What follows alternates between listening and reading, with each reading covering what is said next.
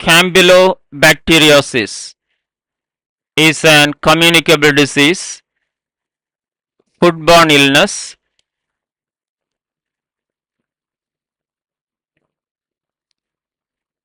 Look at this picture. Bacteria in intestine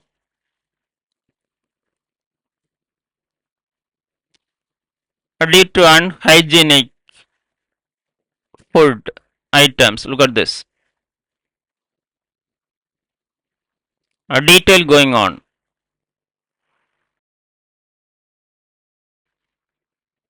Introduction.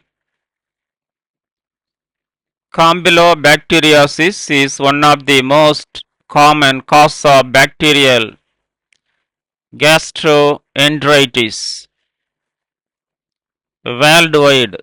It is primarily a foodborne illness caused by Campylobacter species.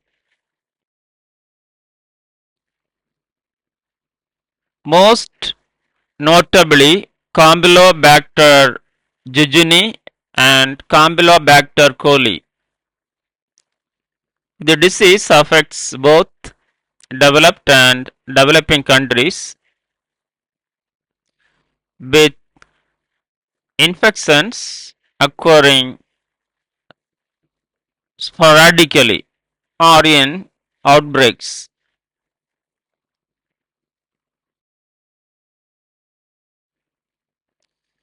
Although most cases are self-limiting, severe complications can arise, especially in immunocompromised individuals. A definition: Campylobacteriosis is an infectious disease caused by bacteria of the genus Campylobacter, leading to inflammation of the gastrointestinal tract, commonly manifesting as diarrhea, abdominal cramps, and fever. It is typically acquired through ingestion of contaminated food or water.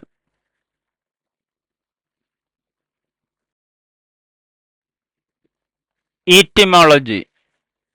The term Campylobacteriosis is derived from the Greek word campylos, meaning covered, and bactron, meaning road, referring to the covered road-shaped appearance of the bacteria.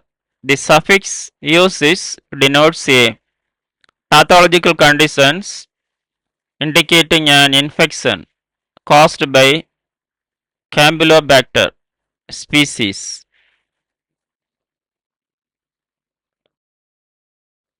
Epidemiology. Campylobacteriosis is one of the leading causes of bacterial gastroenteritis globally, with an estimated 96 million cases occurring each year, particularly affecting children under 5 and travelers to endemic regions. This incidence is higher in developing countries due to poor sanitation and food safety practices, though outbreaks also occur in developed nations through contaminated poultry, water, or unpasteurized milk. Types: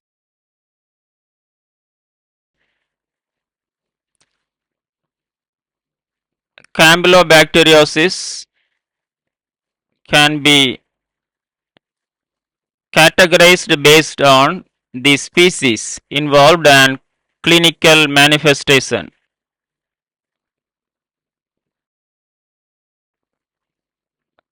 A. Based on species 1. Campylobacter jejuni. Most common associated with gastrointestinal illness. 2. Campylobacter coli. Less common but similar symptoms. 3. Campylobacter fetus associated with systemic infections, especially in immunocompromised individuals.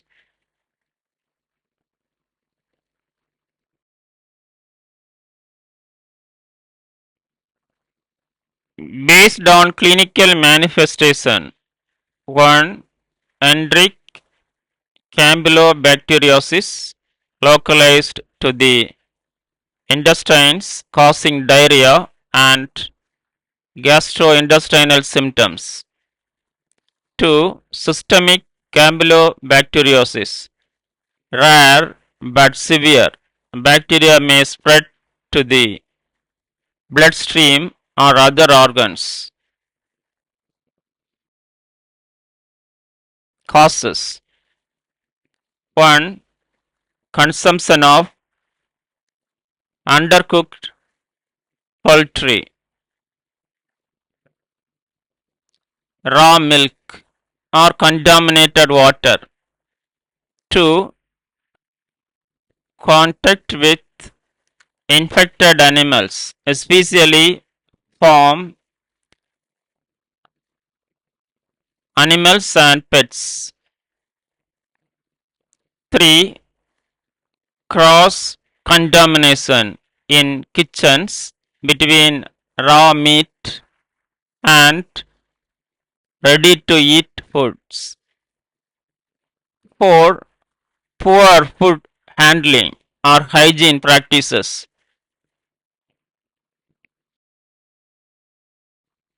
Risk factors 1. Eating raw or undercooked poultry or unpasteurized dairy products. 2. International travel, especially to regions with poor sanitation.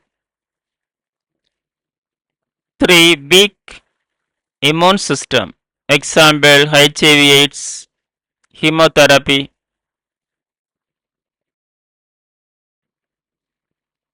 4. Young children and the elderly. 5. Occupational exposure, example farm workers, veterinarians. 6. Use of acid suppressing medications which reduce stomach acid protection.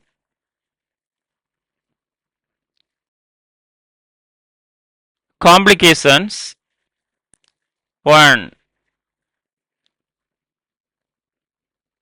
Guillain-Barré syndrome GBS,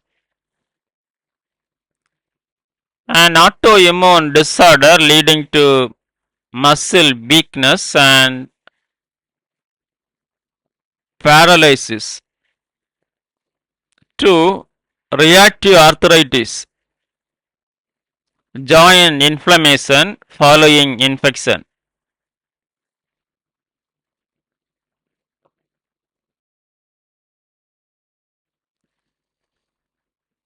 3. Bacteremia,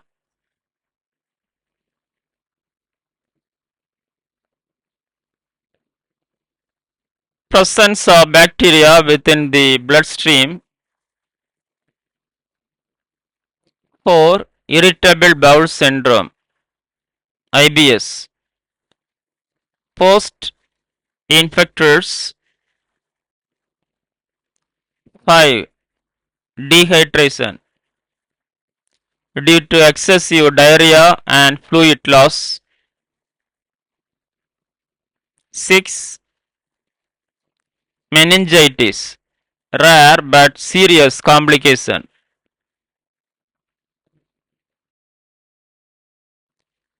Pathophysiology. Pathophysiology of campylobacteriosis. Step by step process. 1. Ingestion of the pathogen. The individual consuming food or water contaminated with campylobacter bacteria, commonly C. jejuni.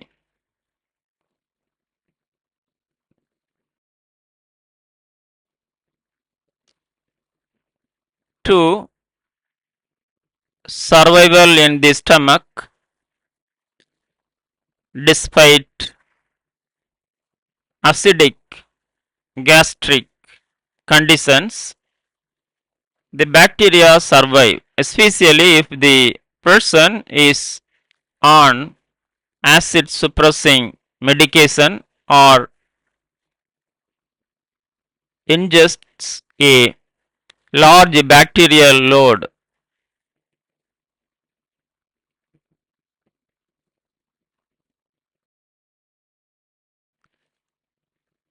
3. Colonization of the intestinal tract. The bacteria reach the small intestine, particularly the ileum and jejunum, and begin to colonize the mucosal lining. 4. Adherence to intestinal epithelial cells. Campylobacter adheres to the epithelial cells via surface proteins and lipo-oligosaccharides, allowing to remain in the gut and assist being flushed out. 5. Inversion of the mucosa. The bacteria penetrate the mucosal barrier and invade the epithelial cells, causing a direct cellular injury.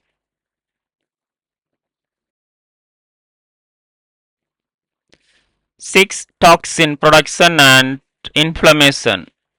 Some strains produce cytolethal distending toxins CDT, which damages host cells.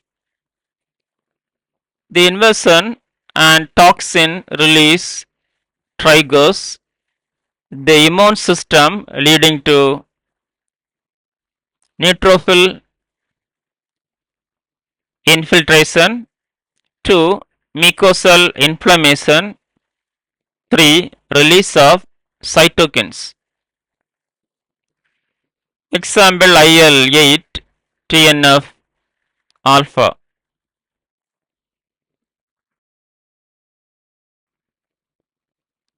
7. Tissue damage and fluid secretion. Inflammatory damage causes bilious atrophy, crypt abscesses, and increased intestinal permeability. This results in secretion of fluids and electrolytes into the intestinal lumen, diarrhea.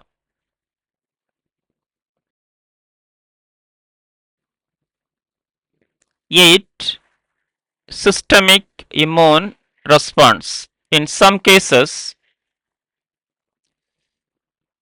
in susceptible individuals, the immune system may cross react with nervous gangliosides, leading to autoimmune complications such as Guillain-Barré syndrome.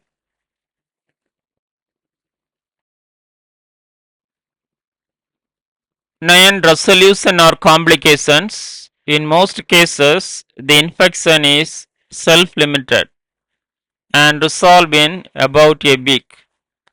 In others, especially immunocompromised patients, bacterioma or long-term complications like reactive arthritis may develop.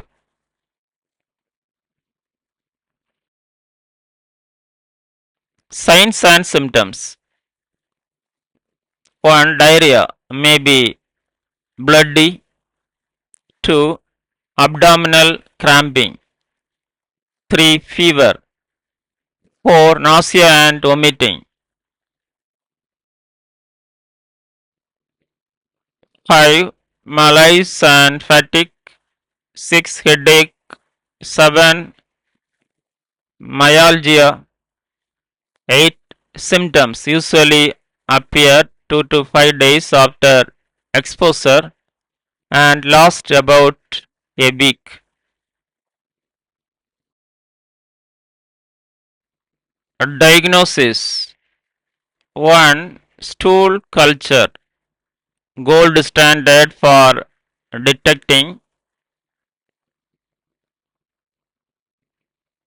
Campylobacter species.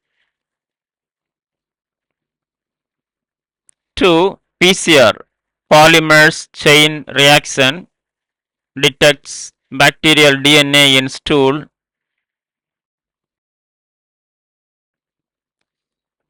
3. Enzyme immunoassay EIA for rapid detection of bacterial antigens. 4. Blood culture in case of suspected systemic involvement. 5. Electrolyte panel to assess dehydration and electrolyte imbalance.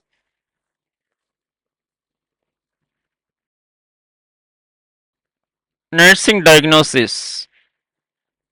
1. Risk for fluid volume deficit related to diarrhea and vomiting. 2. Imbalanced nutrition less than body requirements due to nausea and anorexia. 3. Acute pain related to abdominal cramping. 4. Deficient knowledge regarding food safety and hygiene. 5. Risk for infection transmission to others.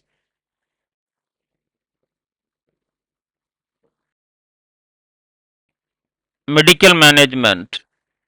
1. Hydration therapy, oral rehydration salts or IV fluid in severe dehydration. 2. Antibiotics only in severe cases or immunocompromised patients. Common options azithromycin, erythromycin and ciprofloxacin.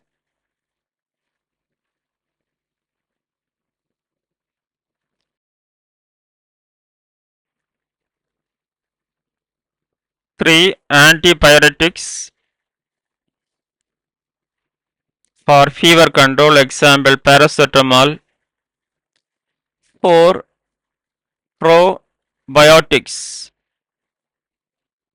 to restore gut flora balance. Nursing management.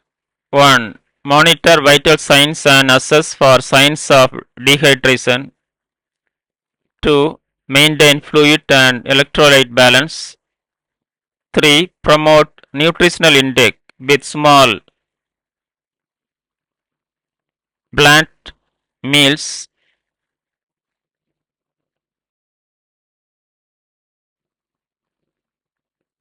4. Educate on hand hygiene and safe food practices. 5. Implement infection control measures to prevent cross infections. Treatment options. 1. Supportive care, mainstay of treatment, fluid, rest. 2. Antibiotics in high risk patients or severe cases.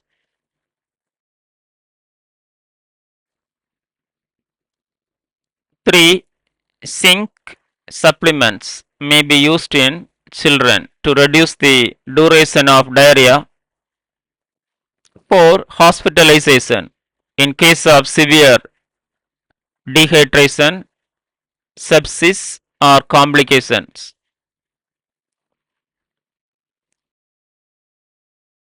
Psychosocial medicine, patient and family education on prevention, hygiene, and safe food handling. 2. Counseling to address anxiety or stress associated with illness and possible complications.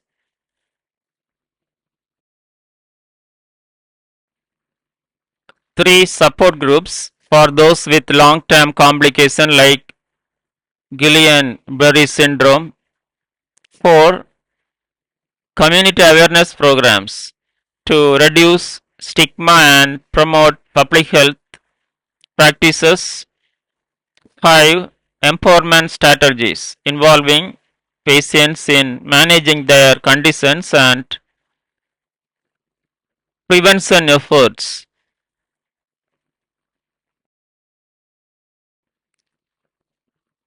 Prevention. 1. Through cooking of poultry and meat. 2. Avoid raw milk and unpasteurized dairy products. 3. Hand wash before eating or after handling animals.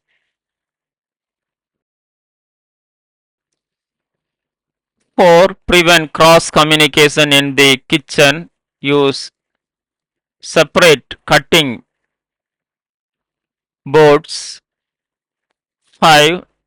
Drink safe treated water, especially during travel. 6. Proper refrigeration and food storage. 7. Public health surveillance to detect and control outbreaks. In conclusion, Campylobacteriosis is a common but preventable bacterial infection primarily affecting the gastrointestinal system. While most cases are mild and self-limiting, complications can be severe,